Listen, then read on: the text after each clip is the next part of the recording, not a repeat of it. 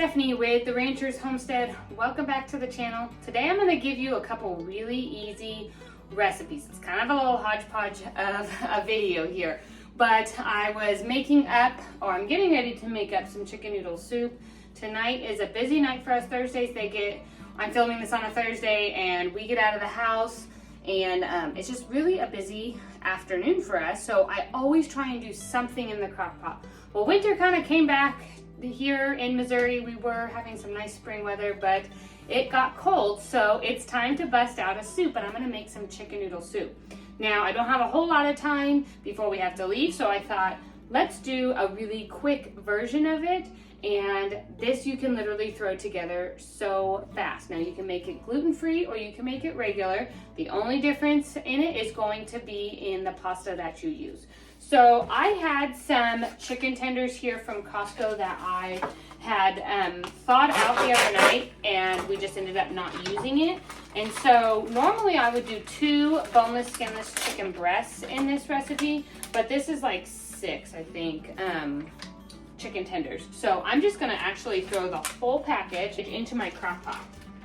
Let's see how many there are. There's 1, 2, 3, 4, 7, 8, 9, 10. Oh, there's 12 chicken tenders, which will be fine. Now, I have a half an onion here from the other night, so you're just gonna dice up a half of an onion. And the cool thing about this recipe is that you can just really use whatever you have. So this might be a little bit less than a half a cup.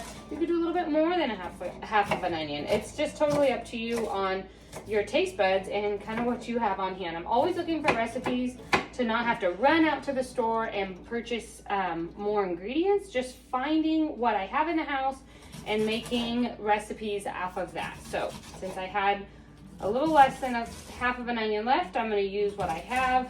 Typically, if I was making this and I didn't have any onions saved up and I was just getting a fresh onion, I do a half of an onion diced. All right, now I'm gonna just throw this right on top of the chicken. Okay, now I have about 3 cloves of garlic here. You can add more or less depending on your taste buds. And I'm gonna mince that right on into my crock pot.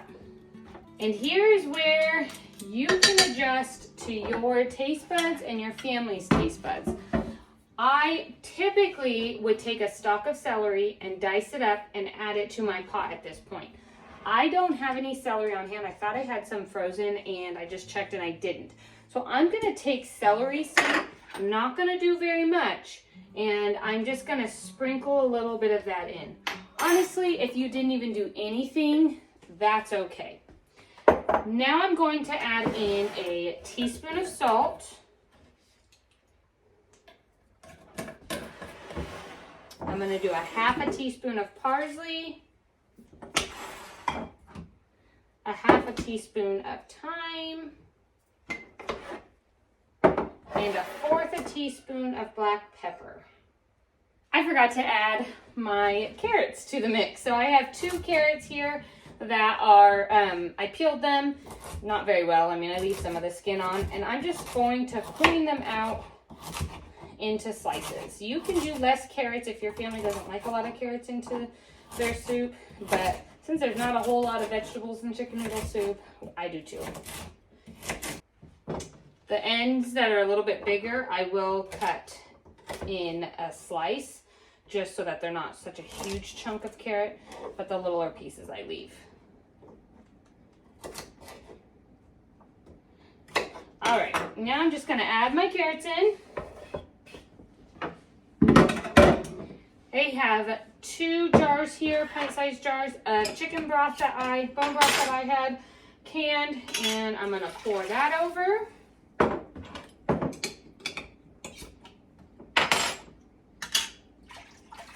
Then I'm gonna fill up these jars each with some water. And I'm gonna add 2 of these pint-sized jars of water to it. Now I'm gonna pop my lid on, set my temperature to high, and I'm just gonna let this go for 4 to 6 hours. If you start it in the morning, you can turn it on low and let it go all day. with the water and the broth in there, your chicken's really not going to dry out.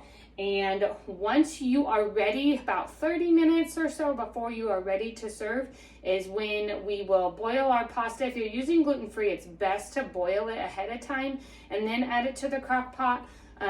If you're not, you can add your egg noodles or whatever noodles you're using right into the pot. You can do that with gluten-free, but it does make it really mushy sometimes, and so the best way is to boil them ahead of time, just before they are completely soft, then add them to it and let them finish cooking in with the rest of your soup, and then you will have a delicious soup that hardly took any time. So now the other part that I was going to show you today is how I make up some spice blends. So I'm almost out of seasoned salt, and I'm almost out of celery salt. And so I'm gonna show you how I make those blends up right here at home using my bulk spices that I have.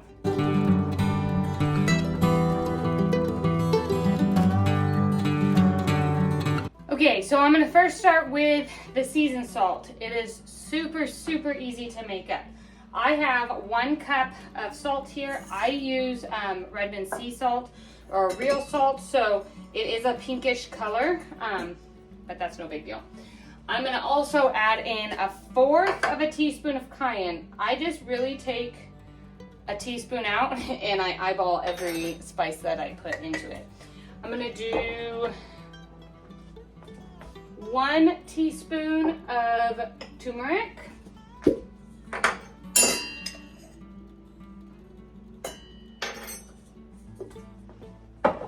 I'm going to do 1 teaspoon of ground cumin.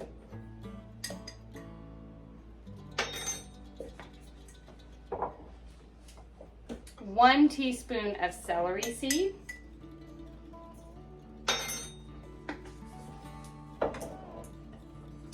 2 teaspoons of dried mustard powder.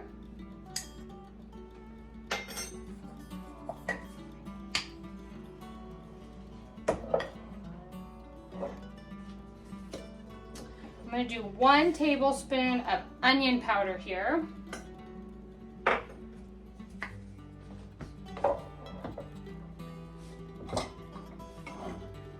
2 tablespoons of garlic powder.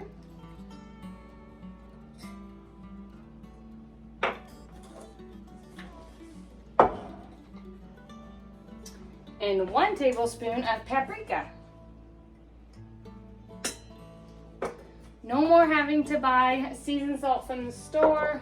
You can make it in your own kitchen. As long as you get some bulk spices, you can make them here and you don't have to go spend your hard-earned money on basically the packaging and stuff that you don't even know what they've added into it. So a lot of times, a lot of these seasoning blends will have sugar added to them.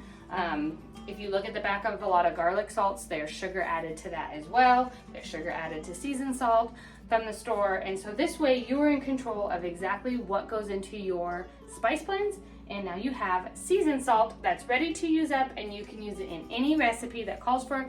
We use this on potatoes, we use it on everything. So that is the easiest way and cost-effective way to save money, is to make your seasoning blends at home. Okay, now we are going to make up some celery salt. All you need is celery seed and salt. Imagine that. It's so easy to do at home. So we're gonna make this up right now. Okay, this one is even easier than seasoned salt. So all it is equal parts salt to celery seed. So I'm using 1/4 cup here so that I can have quite a bit. You can even go down to tablespoons. 2 tablespoons of salt and 2 tablespoons of celery seed. But I'm gonna do a good amount. So I'm gonna do 1/4 cup of salt, add it to my blender. And 1/4 cup of celery seed. Almost out. I need to buy some more. Add it to my blender. I'm gonna go blend this up so that it's a fine powder, and you have yourself celery salt. So let's go blend it.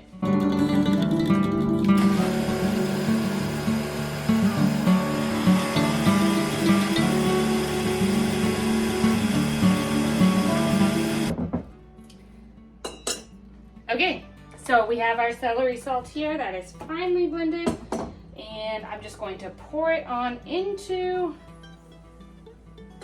my jar. And it's ready to use in whenever a recipe calls for celery salt. Super easy. I always tell people, don't make things more complicated than they have to be. Something as simple as celery salt, you don't need to run off to the store and buy. Even seasoned salt. As long as you have a vast variety of spices, you can almost make up any blend that you want to make right in your own kitchen, and there's nothing added to it, and that's what I love. Make sure to like and subscribe to the video. I send out one new video every single week. Jump on over to the blog and put in your email address over there. Join our email community. I send out an email a week over there with my recipes, farm life, gardening tips, canning tips, and all of those things. I hope that you enjoyed this video, and we will see you next time. Take care.